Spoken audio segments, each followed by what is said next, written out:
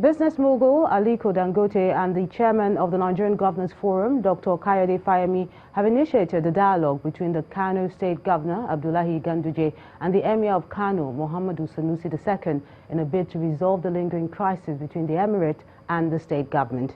In a statement, the government explained that the meeting, which took place in Abuja yesterday, addressed the indictment of the Emir by the Kano State Public Complaints and Anti-Corruption Commission on allegations of corruption to the sum of over 4 billion naira. The commission had issued a 48-hour ultimatum to the Emir to submit a satisfactory explanation regarding the allegation against him. The statement adds that the Emir seized the opportunity to congratulate Governor Ganduje for the victory in his second term, wishing the governor a successful tenure in office. Meanwhile, the chairman of the Complaints Commission, Mr. Muhihi Gajadi, told Channels Television that as far as he is concerned, the commission has no business with the ongoing dialogue.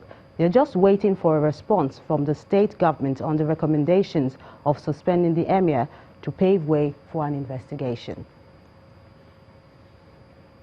Meanwhile, the Emir of Kano, Muhammadu Sanusi II, has denied inheriting and misappropriating the Kano Emirates Fund amounting to 3.4 billion naira as accused by the State Public Complaints and Anti-Corruption Commission.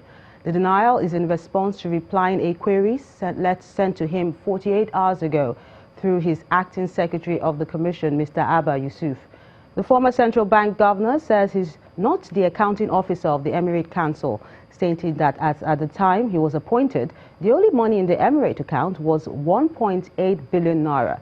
The chairman of the commission, Mr. Magaji, however, told our correspondent that he's yet to receive the letter from the state government, but has seen it on social media and is not satisfied with the Emir's response.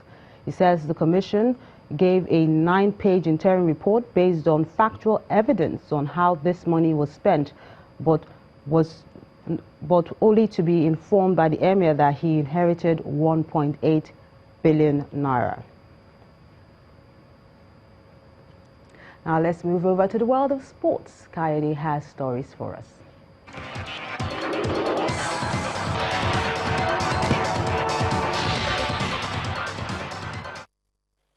Thank you, Melinda. Welcome to Sports News. Nigeria Super Falcons have lost their opening game at the 2019 FIFA Women's World Cup. Norway beat the 9-time African champions Nigeria 3-0 in the French city of Reims. Coach Thomas Dernaby's girls were overwhelmed in the encounter and did not pose any threats to the Norwegians, who controlled the game with ease. The Super Falcons will now move to Grenoble, where they take on Korea Republic on June the 12th. And for sports news, it's a wrap on the clay courts. I'm Kayode Alandi. Thank you for watching.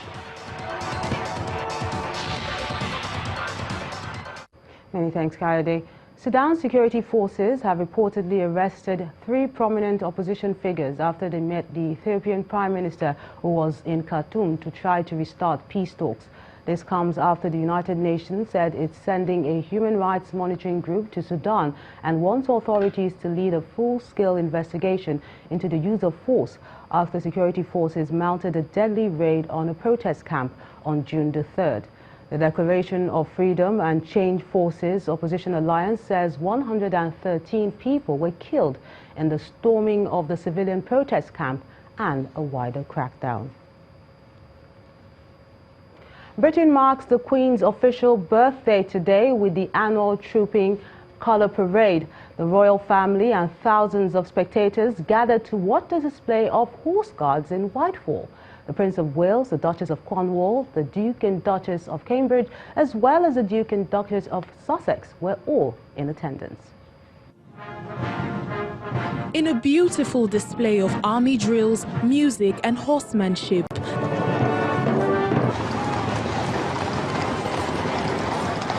the annual Trooping the Colour Parade honors Her Majesty the Queen on her official birthday. Her actual birthday is in April, but for over 250 years, the parade has marked the official ceremony of the British monarch. This year parades the flag from the 1st Battalion Grenadier Guards. The Queen watched from a dais, inspecting the lines of guardsmen. Thereafter, the royals returned to the famous Buckingham Palace balcony to witness the Red Arrows perform a colourful fly-past. This was particularly exciting for Prince Louis, who is attending his first trooping of the colour. It's also the first appearance of the Duchess of Sussex in public since the birth of her son Archie alongside Prince Harry. Trooping the Colour is a military parade, so the name has a military background, which goes all the way back to the 17th century. It is a ceremony performed by more than 1,400 parading soldiers, 300 horses and 400 musicians, who come together in June every year in one of the most esteemed military displays in the world. And the main news again. Ahead of the countdown to the inauguration of the 9th National Assembly, major contenders for the Senate presidency and House speakership secured more endorsements today. That's the news at 10 tonight. On behalf of the team, good night.